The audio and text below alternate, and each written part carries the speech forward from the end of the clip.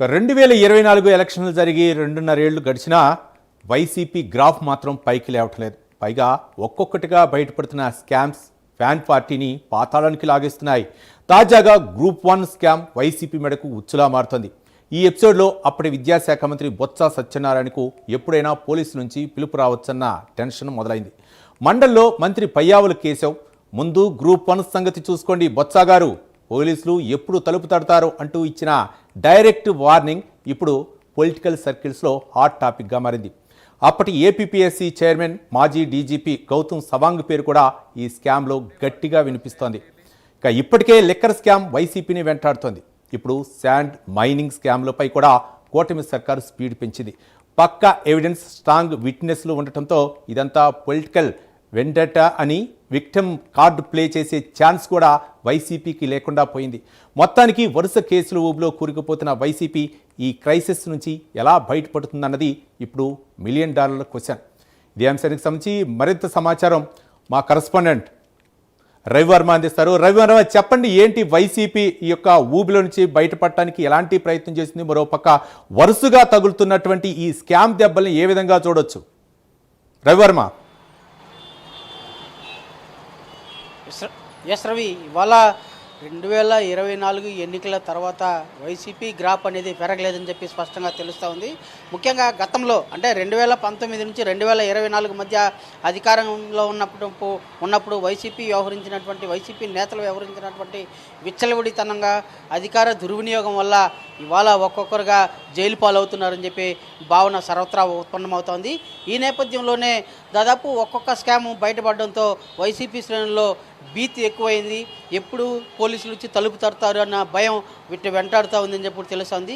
ఈ క్రమంలోనే నిన్న మండల్లో జరిగినటువంటి సభలో భాగంగానే బొత్స సత్యనారాయణ టీడీపీని కూటమి ప్రభుత్వాన్ని టార్గెట్ చేస్తూ ముఖ్యంగా కూటమి ప్రభుత్వంలో ఉన్నటువంటి డిఎస్సీ నిర్వహణ విధానంలో సిబిఐ ద్వారా విచారణ జరిపించాలని చెప్పి పదే ప్రస్తావించడంతో ఒక్కసారిగా మండలిలో మంత్రి పయ్యావుల కేసులు మాట్లాడుతూ మాజీ మంత్రి బొత్స సత్యనారాయణపై సీరియస్గా వార్నింగ్ ఇచ్చారు. ముఖ్యంగా ఒక హింట్ అయితే ఇచ్చారు.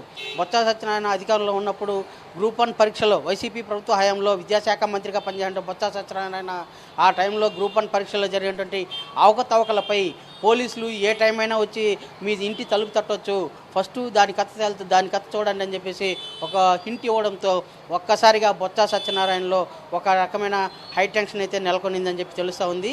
ఈ క్రమంలోనే అటు వైసీపీ నాయకులు గత ప్రభుత్వ హయాంలో వ్యవహరించినటువంటి విధానం వల్ల చేస్తున్నటువంటి అక్రమాలు, అవినీతుల వల్ల ఇవాళ కేసులో కూరుకుపోయినారు. ఒక్కొక్కరుగా జైలు పాలవుతున్నారు. పోలీస్ స్టేషన్ చుట్టూ తిరుగుతున్నారు. మొన్న మద్యం కుంభకోణంలో కేసు నమోదు చేసి వాటిలో పోలీస్ స్టేషన్ చుట్టూ తిరుగుతున్నటువంటి వైసీపీ నేతలు ఇవాళ గ్రూప్ 1 కేసుల్లో కూడా గ్రూప్ 1 పరీక్షా విధానంలో కూడా అవకతవకలు జరిగాయని చెప్పేసి విచారణ అయితే చేపడుతూ వస్తుంది. ఈ విచారణలో భాగంగానే అప్పుడు విద్యాశాఖ మంత్రిగా ఉన్నటువంటి బొత్స సత్యనారాయణపై త్వరలో కేసు నమోదు చేసే అవకాశం ఉందని చెప్పి ఒక హింటు మంత్రి పయ్యావుల కేసులు అయితే ఇచ్చారు. అదే కాకుండా అప్పటి ఏపీపీఎస్సీ చైర్మన్గా ఉన్నటువంటి మాజీ డీజీపీ గౌతమ్ సవాంగ్ కూడా ఆయన పేరు కూడా వినిపిస్తూ ఉందని చెప్పి కూడా పదే రాజకీయ విశ్లేషకులు భావిస్తున్నారు. ఈ క్రమంలోనే ఈ వైసీపీ నేతల యొక్క తీరుతెన్నుల వల్ల ఇవాళ జైలు పాలవుతున్నారని చెప్పి భావన సర్వత్రా వ్యక్తమవుతూ ఉంది. అదే కాకుండా వైసీపీ 2.5 సంవత్సరాల పాటు అధికారం కోల్పోయి 2.5 సంవత్సరాలు అవుతూ ఉన్నా కూడా నేటికి వైసీపీ తన జోష్ అయితే నింపుకోలేని పరిస్థితి అయితే ఉందని చెప్పి కూడా సర్వత్రా వ్యక్తమవుతోంది. వైసీపీ నాయకులు ఒక్కొక్కరుగా జైలు పాలవడంతో వైసీపీ శ్రేణుల్లో ఒక రకమైన ఆందోళన నెలకొనింది.